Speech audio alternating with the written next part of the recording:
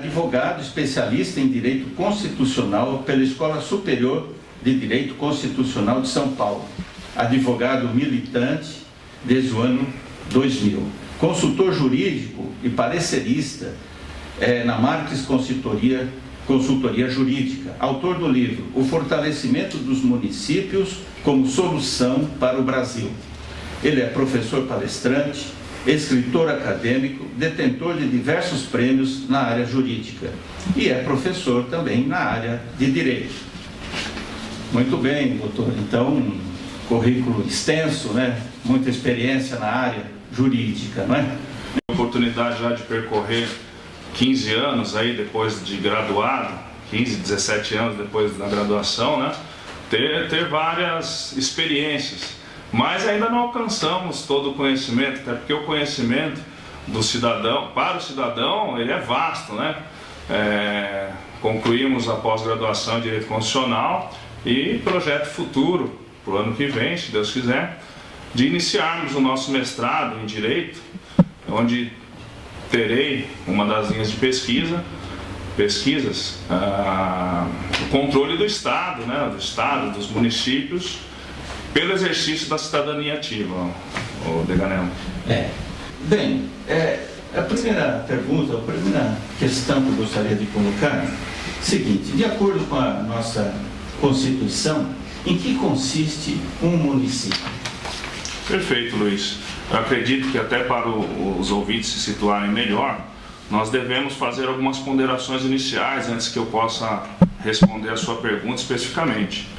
Não podemos nos esquecer, né, que a partir, lógico, a proclamação da República não foi em 1988, né, mas eu falo 1988 porque nós tivemos a migração do regime anterior, né, de um regime que nós conhecemos, totalitário e tudo mais, para a democracia em si, né, onde os militares fizeram uma transição pacífica do poder das forças militares para a sociedade civil, né?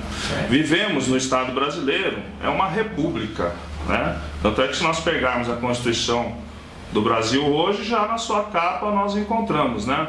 República Federativa do Brasil. O que é a república? República vem do latim, né? Res, coisa pública, coisa do povo, né?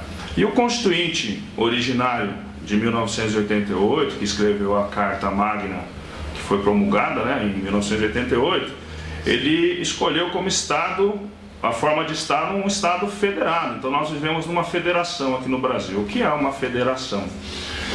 Federação nada mais é do que uma repartição de competências políticas e administrativas. Então nós encontramos no próprio texto constitucional os entes federados. E quais são eles? A União Federal, como ente maior, como cérebro, se é que podemos chamar assim, do corpo Brasil. Nós temos a União Federal subdividida ou dividida em 26 Estados-membros, mais o Distrito Federal, não é?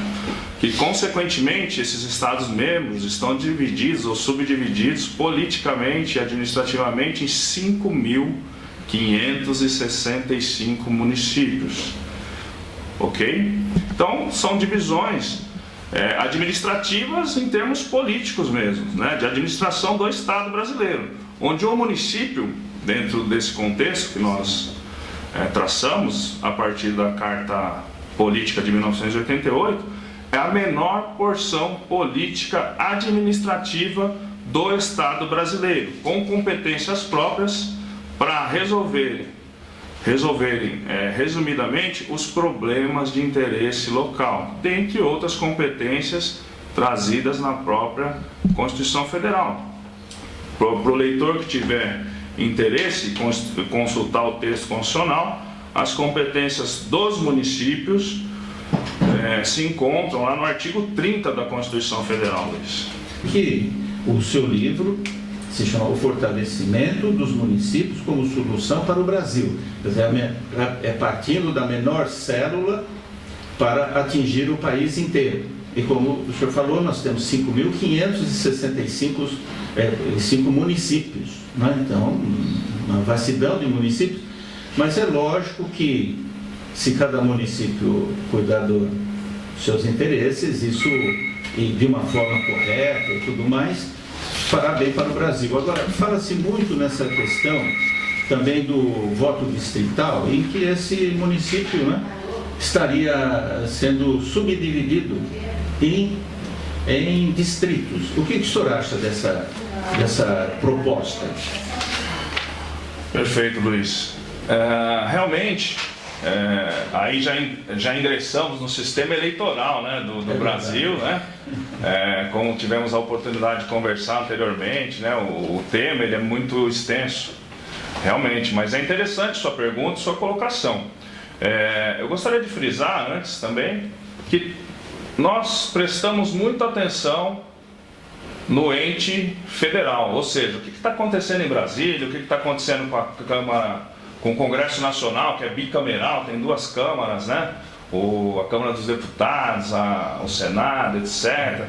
E pensamos que é só lá que essas questões devem ser discutidas, só nessa esfera e não, né? Inclusive essa questão que você me trouxe, Deganello, ela deve ser, lógico, o Congresso Nacional que vai fazer as reformas, penso eu, que perdeu uma chance louvável aí de reforma política, né, ao aprovarem ou deixarem de aprovar uma reforma muito mais substancial no nosso sistema eleitoral. Né? Mas enfim, talvez futuramente ainda tenhamos aí a discussão, veio a discussão A cidade de São Paulo, ela é subdividida em subprefeituras, né? Porque é praticamente um país, porque tem municípios que têm 10 mil habitantes, agora São Paulo tem 10 milhões, verdade, ou mais. Então é praticamente um país, né? Quer dizer, é um município muito grande também, e que naturalmente para um bom andamento do município, eu acredito que essa divisão também é, digamos, positiva, né? Então lá existe essa subdivisão, claro, sob o âmbito do município e da prefeitura, do prefeito, né? Não há uma subdivisão administrativa, digamos, onde os subprefeitos seriam eleitos pelo povo. Não, aí é uma designação. Mas, em alguns casos, essa subdivisão parece também interessante, não é? Perfeito. Respondendo à pergunta anterior, com referência ao voto distrital, eu sou defensor do voto distrital. Certo. Por quê? Hoje, por exemplo, nós temos, e falaremos, acredito que no decorrer do programa, o Poder Legislativo Municipal. Né? Vou tomar como exemplo o município de Barueri. Sim. Nós temos 21 vereadores hoje, certo, na Câmara Municipal de Barueri, com todo respeito aos nobres vereadores e à atual gestão. Né? Mas o que nós percebemos? E não é só a questão do município de Barueri, a questão ela se transcende para os 5.565 municípios do Brasil. Né? Hoje, quem é o representante no legislativo do bairro Jardim Belval, do bairro Vila Porto, do bairro Jardim São Pedro, do Jardim Silveira? Nós, muito embora os candidatos tenham como base eleitoral alguns bairros do município, mas quando eles são eleitos, nós não podemos falar, olha, o vereador A é representante realmente do bairro X, o vereador Y é o real representante do bairro W. E eu acredito, nesse sentido, que quando a gente quer cuidar de muita coisa, ou seja, muito embora o município seja, ou os municípios sejam as menores células administrativas, a gente acaba não cuidando, talvez, com tanta eficiência, né? Princípio da administração pública também, o ouvinte encontra lá no artigo 37 da Constituição Federal, né? Talvez não se administre com tanta eficiência como poderia ter a gestão pública. Então, se eu tenho representantes de um bairro, aí no caso, de um distrito específico, né? Aí teríamos que fazer quem de direito, né, o município mesmo, de subdividir em distritos, eu sei, o vereador A é o representante do distrito Jardim Belval, o vereador B é a representante do distrito Jardim São Pedro, o vereador C é o representante do distrito Jardim Silveira e assim sucessivamente. E isso se reflete, logicamente, se nós adotássemos o voto distrital para os estados membros, São Paulo, Minas, Rio de Janeiro e assim sucessivamente. E no federal, é interessante no âmbito federal, muito embora não seja o voto distrital, mas nós conseguimos definir na Câmara Federal, né, dos deputados, quem são os deputados de São Paulo. São 70 deputados de São Paulo, né? Então nós teremos lá o número de deputados que representam o estado de Minas, nós teremos o número legal de deputados que representam o estado do Mato Grosso, do Rio Grande do Sul, do Paraná e assim sucessivamente, coisa que nós não temos. Né? Voltando, né, fazendo a linha inversa do federal para o estado, o membro e para o município, nós não temos verdadeiramente demarcado, se é que podemos chamar assim, quem realmente é o representante daquele distrito ou daquela porção dentro de um município, né, que realmente é meu representante do meu bairro hoje em dia ou do meu futuro distrito. Eu sou defensor do voto distrital e acredito que viria a contribuir muito para os trabalhos, seja dos municípios, dos estados no Brasil. Mas esse distanciamento a gente já percebe também com relação aos deputados estaduais, não é? Porque às vezes tem candidatos a deputados estaduais aqui da nossa região, né? Itapevi, Barueri, e vão buscar votos lá em Santos, em Cananéia, lugares distantes. Então isso também tira um pouco o foco, a atenção desse representante desses municípios, né? Daquele que é mais próximo dele. Então, mesmo na Câmara Estadual, a gente já não sente mais essa representação, e o que é muito falho, porque aí o representante do povo, aquele que deveria estar mais próximo, ele acaba se distanciando e não acompanha aqueles problemas que ele poderia estar ali mais presentes para resolver, não é mesmo? Perfeito, Beatriz. Excelente colocação. Só fazendo também um paralelo, nós temos duas formas hoje de eleição: a majoritária, né, pelo sistema majoritário, que são os chefes dos executivos, presidente da República, governadores de estados e prefeitos, né? Teoricamente, quem tiver maior número de votos está eleito, lógico, depois do primeiro turno, segundo turno, essas questões, né? E no legislativo, você pontuou muito bem, porque eu costumo até fazer um trocadilho, uma comparação, né? O sistema de voto proporcional, para os defensores desse sistema, o que é? Vamos favorecer as minorias, né? Os partidos pequenos, etc., né? Mas eu tenho para mim que não é só para prevalecer ou auxiliar de uma certa forma as minorias. Eu costumo dizer que pelo sistema proporcional, nós temos aí os grandes puxadores de votos, né, de cada partido, que acabam eles sozinhos elegendo mais 2, 3, 4, depende dos milhões, milhares de votos que ele tiver.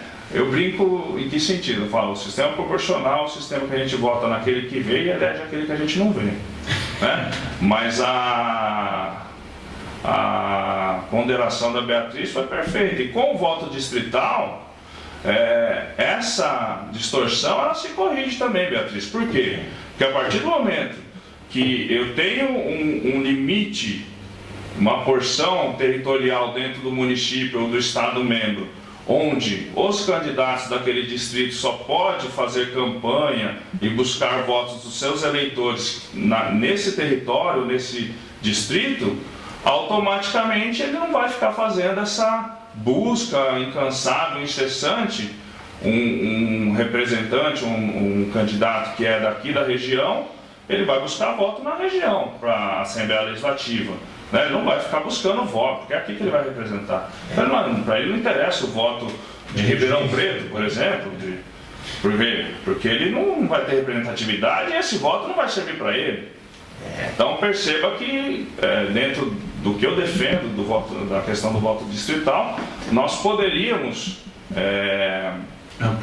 ampliar e resolver algumas mazelas aí do nosso sistema eleitoral brasileiro. E uma campanha muito mais barata e menos caixa 2 também. Uma cultura aí que nós temos, um paradigma que nós temos que quebrar. Quando você falou atender, eu compreendi perfeitamente, mas o atendimento que o representante do legislativo, seja local, estadual e federal, tem que dar, inclusive constitucionalmente falando, não é o assistencialismo, exatamente. Mas é a necessidade em si de infraestrutura, de fazer leis, boas leis, né? Porque exatamente, até dentro do município, fazer lei, eu falo sempre, e só para deixar bem delimitado aqui, né? Qual é a função do representante legislativo, seja municipal, seja estadual, seja federal? Em poucas palavras, fazer boas leis e fiscalizar o executivo. Isso, daqui a pouco a gente vai tratar especificamente desse assunto, mas eu queria perguntar também, então, ao doutor, surgiu o município no país ou no mundo? Perfeito, Luiz. Podemos hoje, o município como se encontra hoje, ele vem, a sua formação histórica, datado de anteriormente à Grécia, a Roma, a Cristo. Quais foram as primeiras notícias de surgimento do que hoje conhecemos como município na história mundial, né? Tinham as famílias em determinados territórios, que tinha o pai, mãe e sua prole. Lá eles cultivavam lavoura, criavam seus animais, etc. Chegou um determinado momento da civilização que os filhos de uma família começaram a casar com as outras, e aí foram formando os clãs, né? E eles viram que quando muita gente quer mandar, não tem, fica muito chefe para poucos comandados, se é que podemos chamar assim, né? Rapidamente na história mundial tivemos a questão da Grécia antiga, das cidades-estados, né? Onde se desenvolveu realmente a verdadeira democracia, né? O governo do povo, pelo povo e para o povo. As questões do Estado, das cidades-estados, eram postas a serem decididas em plebiscito em praça pública. Né?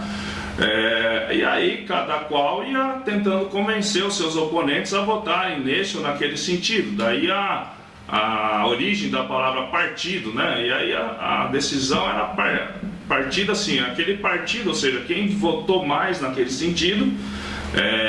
Aquele que faz parte, né? Exatamente, faz parte, exatamente.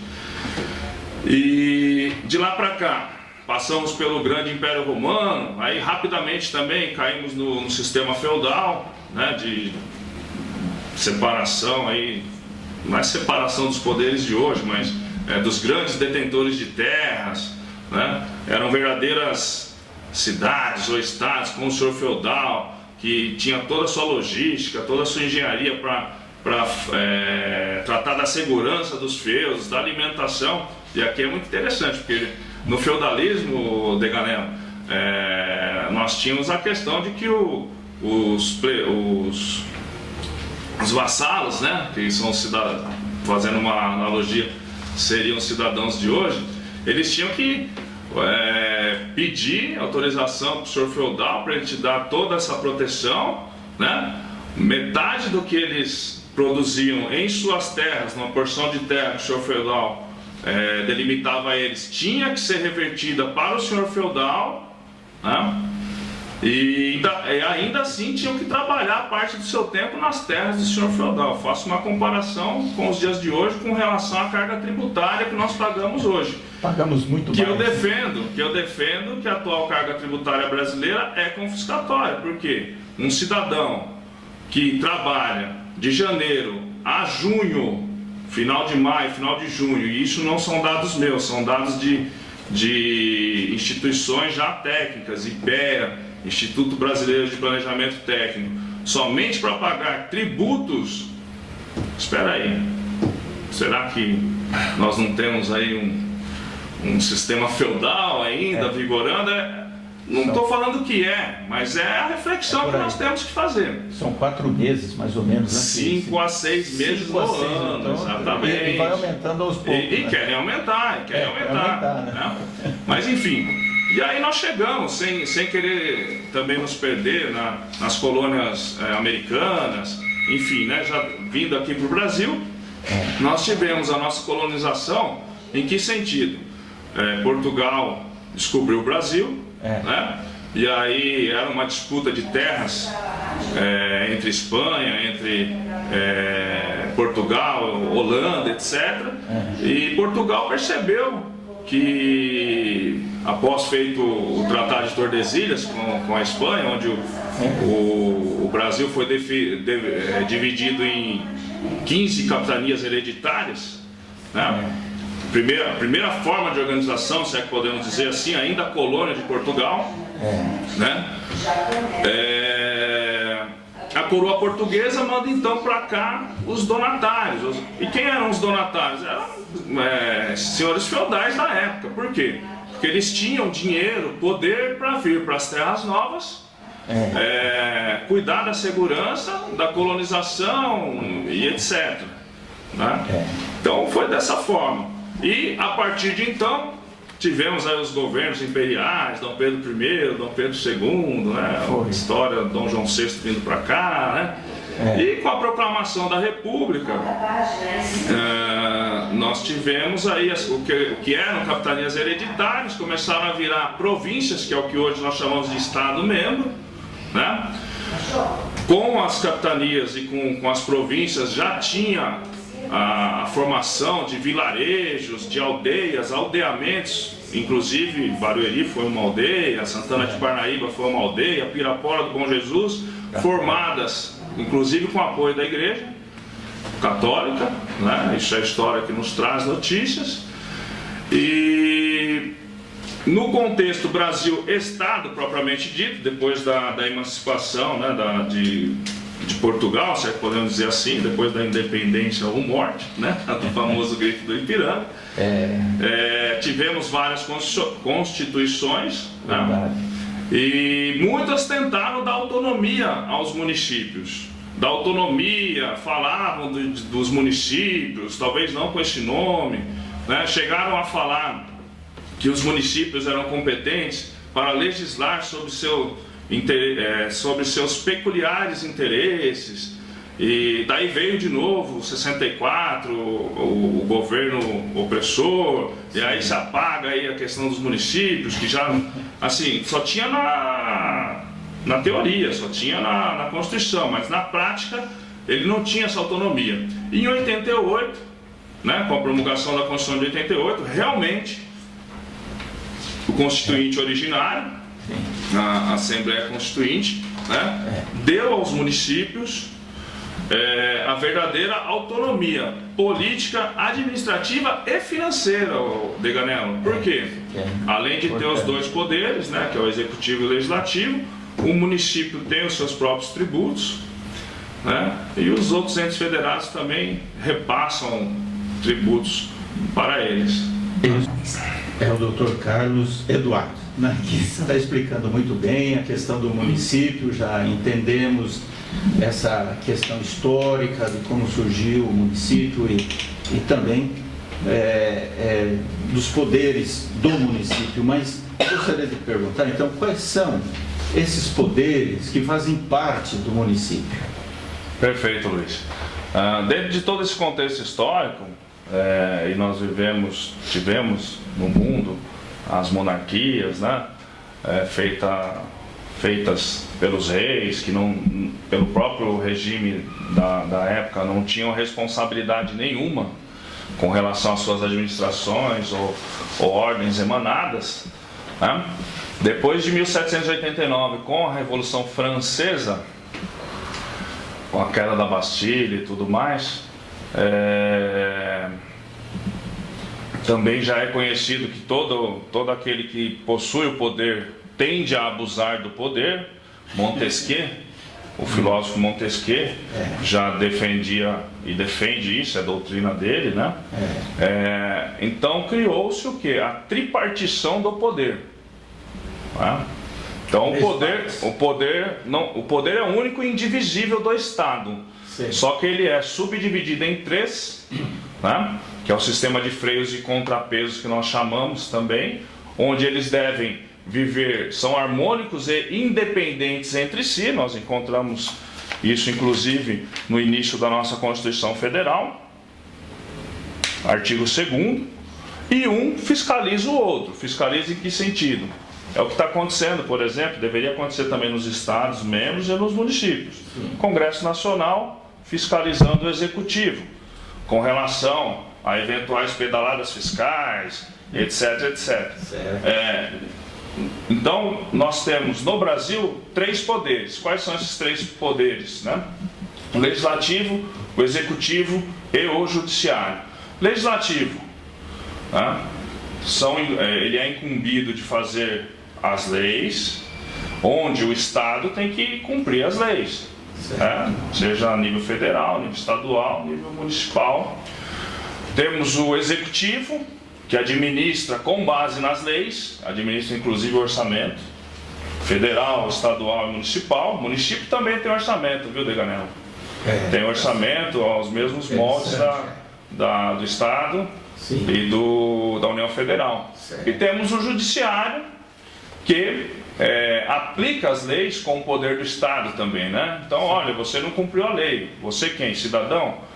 O cidadão e os detentores do poder, os representantes do poder, né? Não cumpriu a lei, então a pena é essa, ou perda de bens, confisco de bens, indenizações, né? Eles julgam o caso concreto, ou os casos concretos, e aplicando as leis. No município, nós temos 2 desses poderes, que é o Executivo Municipal, que é exercido na pessoa dos prefeitos. Aliás, ontem, Luiz, foi dia dos prefeitos, né? Exatamente. Então, meus parabéns a todos os 5.565 prefeitos do Brasil. Principalmente aqueles que fazem uma boa administração, né? Praticam. Perfeito, uma administração. Nossas felicitações, não é? Uma administração pujante, moderna, né? Isso. Então, o Poder Executivo Municipal e o Poder Legislativo Municipal, sim, que é exercido pela Câmara de Vereadores ou Câmara Municipal por meio dos vereadores, que tem a sua função de fazer boas leis, sim, para o município. E o Poder Judiciário? Porém, o Poder Judiciário está lá com as suas portas abertas. Qualquer administrador municipal, prefeito, ou vereadores, ou funcionários, assim como os cidadãos, né, que tiverem um caso concreto e levarem esse caso para ser decidido pelo Judiciário, assim será. Inclusive, né? Mas fala muito em impeachment do chefe do Executivo. É verdade. Né? Nós já tivemos na história recente do Brasil o impedimento de um dos presidentes do Brasil. Foi. O famoso movimento dos caras pintados, etc. E agora se fala muito nas pautas jornalísticas, a política, enfim. Eu gostaria de deixar para os seus ouvintes a informação de que impeachment não se faz ou não se pode fazer somente para chefe do Executivo Federal. O processo de impeachment, se e quando necessário, também é cabível para os governadores de estado e para os prefeitos. Para vereadores e deputados é outra situação. Vereadores e deputados que são representantes do Poder Legislativo, aí nós vamos para a questão do decoro parlamentar, certo. Se tem improbidade também deve ser averiguada, julgada pelo Judiciário, pelo próprio Legislativo. Então, isso também se reflete e pode acontecer quando necessário nos Estados membros e nos municípios. Muito bem. Ok? A presença do Dr. Carlos Eduardo Marques, muito obrigado por ter vindo. Eu é que agradeço mais uma vez o convite. Permaneço à disposição de vocês ou de grupos que eventualmente, escolas, universidades, que eventualmente queiram falar um pouco mais sobre municípios, sobre Estado, sobre cidadania ativa e controle do Estado por meio da cidadania ativa. Eu me encontro totalmente aberto para poder auxiliar a sociedade brasileira nesse processo que nós estamos vivendo. Quem quiser ter um pouco mais de informações, tem minha página nas redes sociais, tem o meu site.